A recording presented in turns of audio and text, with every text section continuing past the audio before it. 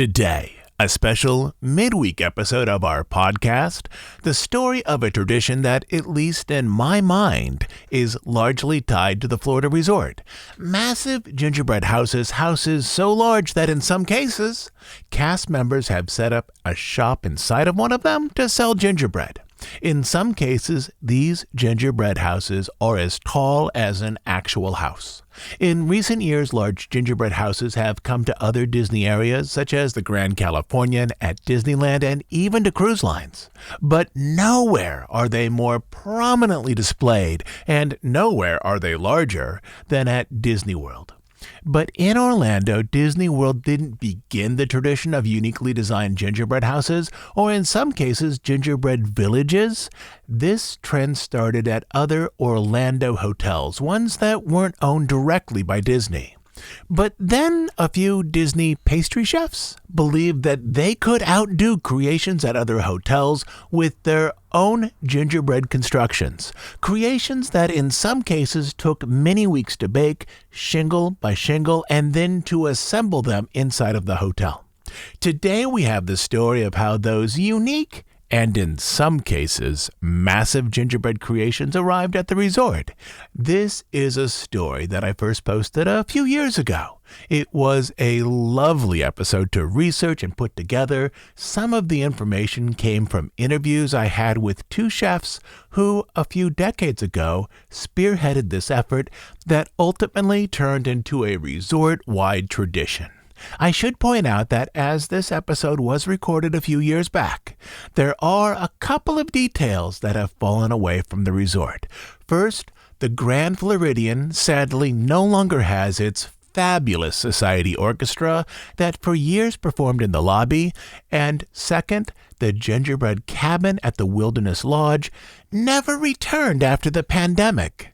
Though I am sure that many resort regulars would love to see it there again.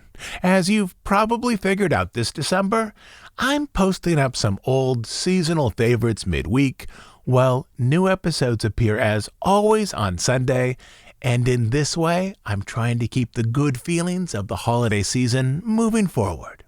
And so, if you're ready, here's the story of some of the largest gingerbread creations in the world, a tradition that the Florida resort developed and still mostly claims as its own.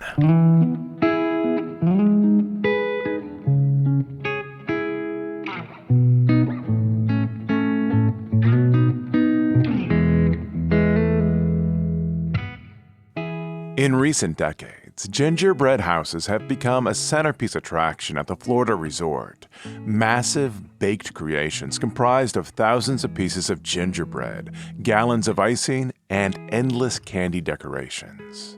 The best-known date associated with the houses is 1999, but that is only the year in which the pastry chefs at the Grand Floridian premiered their fabulous 14-foot-tall baked creation, a wooden frame layered with gingerbread.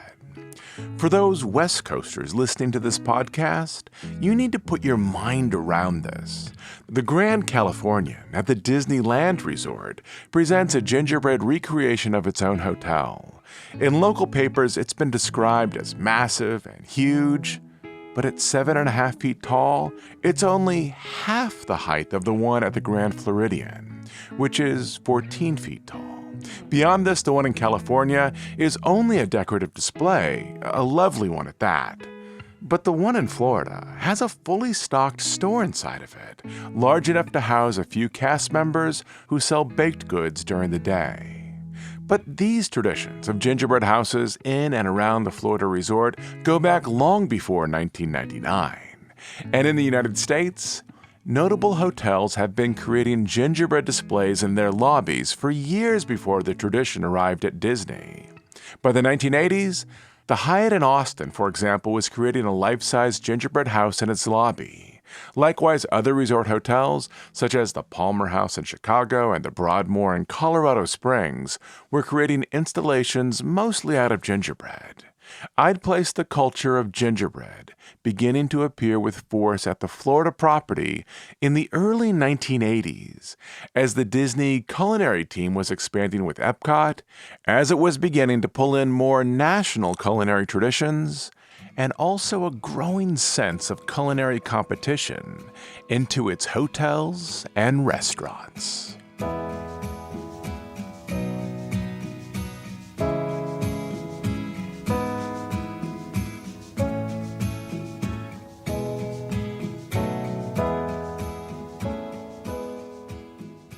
In the Disney Resort area, the first large display of gingerbread houses was presented in the early 1980s at the Buena Vista Palace Hotel, which was part of the Disney World complex at Lake Buena Vista.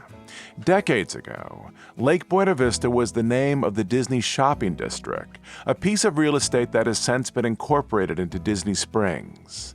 In 1984, under the direction of pastry chef Joe D'Adavio and executive chef Ken Clapp, the hotel put together a gingerbread village with dozens of tabletop-sized gingerbread houses in their lobby, with an eye toward raising money for local charities to provide gifts for children in need. In 1984, the display, with 42 individual gingerbread structures, all dusted with a sugary snow, was described as, quote, the world's largest gingerbread village. To create this village, the team of chefs drew up a blueprint of the display, which included 8-foot mountains, fire hydrants along the street, and stained glass windows made of gelatin. The display overall weighed 2 tons, with 1 ton directly accounted for in cake flour. It also used 3,400 eggs and 430 gallons of marshmallow icing. The effort took 40 cooks 2 weeks to mix and bake. Quote, we constantly had people baking gingerbread morning, noon, and night, explained Chef D'Adavio. We always seemed to have gingerbread going in and out of the oven. By the following year, Disney was contributing more directly to this effort by sending characters such as Goofy in a Santa suit over to the hotel to help promote their gingerbread efforts. In 1985, the hotel expanded their display to feature 93 gingerbread structures. They also submitted their display to the Guinness Book of World Records, which again brought national attention to the hotel. In 1989, to the tabletop displays, they added, quote, a giant gingerbread house with snowmen and reindeer. And with the success of the Pastry Village, inventive gingerbread displays began to show up at other Orlando area hotels. The Peabody Orlando presented, quote, an 8-foot European-style gingerbread village. The Sheraton on International Drive offered, quote, a gingerbread mansion with a candy cane fence and icing snowdrifts. Gingerbread displays also began to show up at the Disney parks and elsewhere at the resort. By the end of the 1980s, chefs at the Liberty Tree Tavern at the Magic Kingdom were creating a New England village out of gingerbread, complete with a miniature train chuffing around it. In 1989, the Contemporary presented a gingerbread village with the backdrop of a 10-foot castle. In 1991, the Swan and Dolphin hotels created displays of tabletop gingerbread houses presented in their lobbies.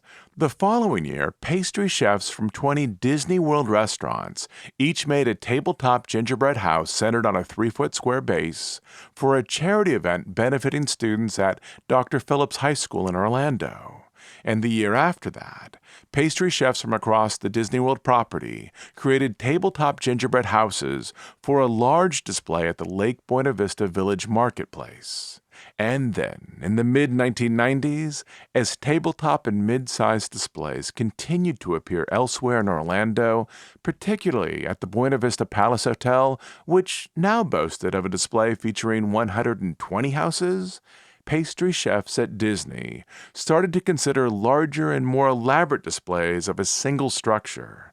Simply, there was no way that Disney could compete with displays of 120 tabletop houses.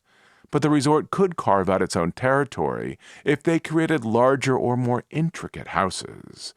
Efforts in this direction began slowly.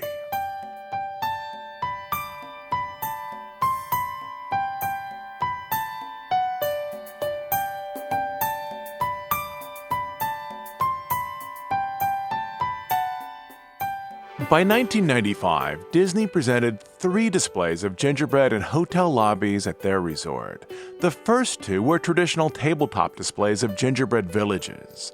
At the Wilderness Lodge, pastry chefs created, quote, An 1800s Pennsylvania Dutch-style country gingerbread village complete with a real waterfall, skating pond, and a train with moving parts.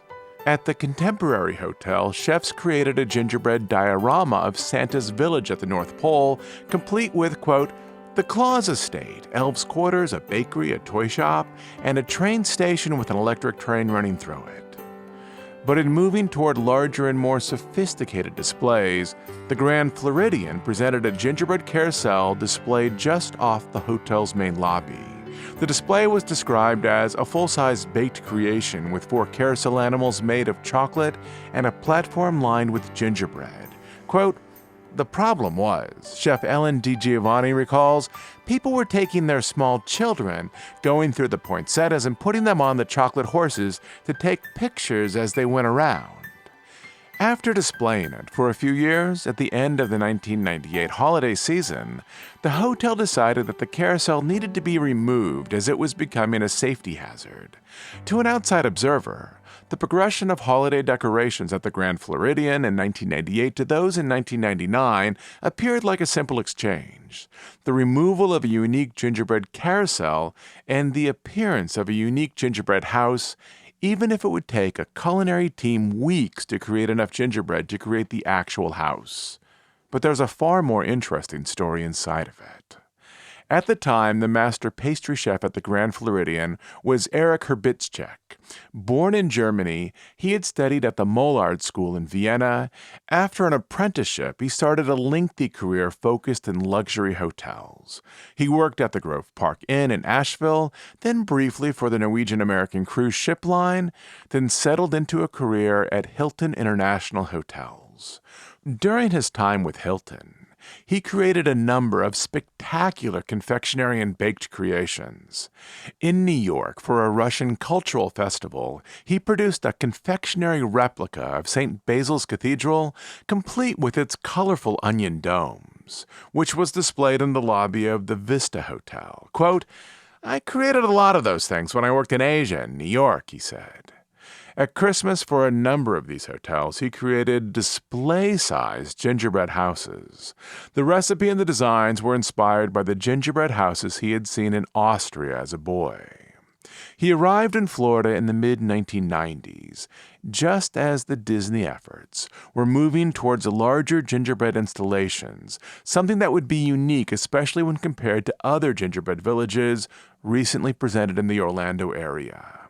In 1998, the culinary team at Epcot, along with engineering services, assembled an 8-foot A-frame gingerbread house scrolled with icing in the lobby of the American Adventure. Quote, it was, the company announced, the largest ever built by the Walt Disney Resort. And then, in the months that followed, Chef Eric thought he could make something grander, with structural materials that could be reused from year to year. Quote, we just wanted to create something bigger, Chef Eric said. Obviously at Disney, we had the resources. Compared to those he made for Hilton International, he explained, the gingerbread house for the Grand Floridian was, quote, the biggest thing I ever made. Others would eventually refer to it as his masterpiece. From his plans, John Rowland and other carpenters at the resort created a wooden understructure for a 14-foot-tall gingerbread house, a structure that, when ornamented with gingerbread and other goodies, would reach nearly 16 feet in height. That fall, for months, Chef Eric and his team baked gingerbread to create the over 5,000 shingles and strips of siding that would be necessary to cover the structure. Quote, classic European gingerbread, he explained, never gets completely dry, doesn't crack or anything. In November, a shop team assembled the wooden understructure. Then Chef Eric and the team from the bakery began applying the gingerbread, with each chef working on his or her own wall of the house. Chef Ellen DiGiovanni remembers, quote, we sprayed the gingerbread with an apricot glaze. We glued it on with royal icing. For the upper portions, they simply used ladders to reach the walls and even the peak of the 14-foot-high roof. Shortly after the house was finished, outside the hotel, a storm was building which raised the humidity inside the hotel as well. Quote, after we were done, it started raining, Chef Ellen explained. The house didn't dry properly. the walls started sliding. Those cities where in previous years Chef Eric had built his gingerbread houses were cooler and less humid than Florida. The problem was simple. The layer connecting the glaze to the icing remained moist and didn't dry into a strong seal.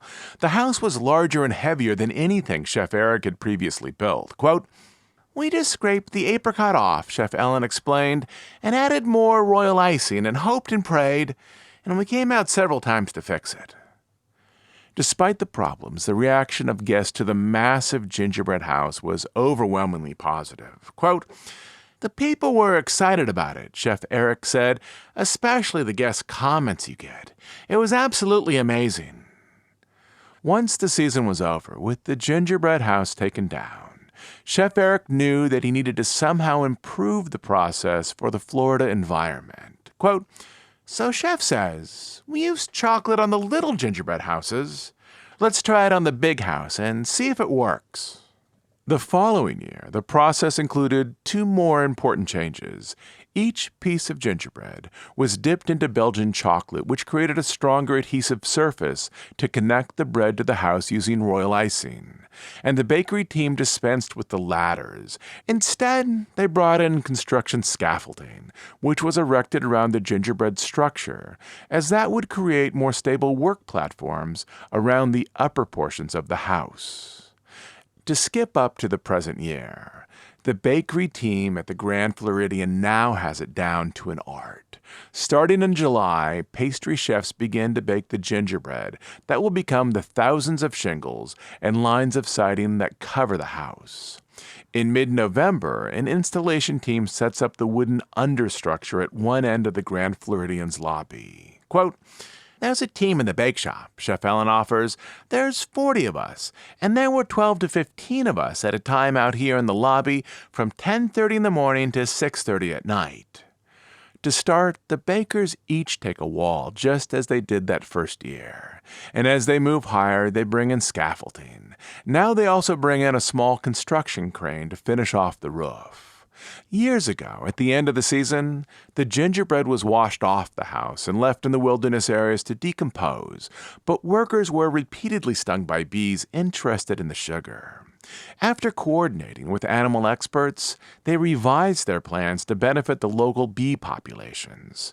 Quote, "Now we take it over to Disney's Animal Kingdom," Chef Ellen explains, "where they will hose it off and feed it to the bees for the winter." The gingerbread house is usually open from mid-November through New Year's. In its early years, it was built toward the side of the open lobby, but now it is front and center, right behind the hotel's tall tree. The back of the gingerbread house opens to a baked goods store large enough for 3 or 4 cast members and even a separate storeroom. The shop sells edible shingles and other treats, as well as finished tabletop gingerbread houses that guests can take home.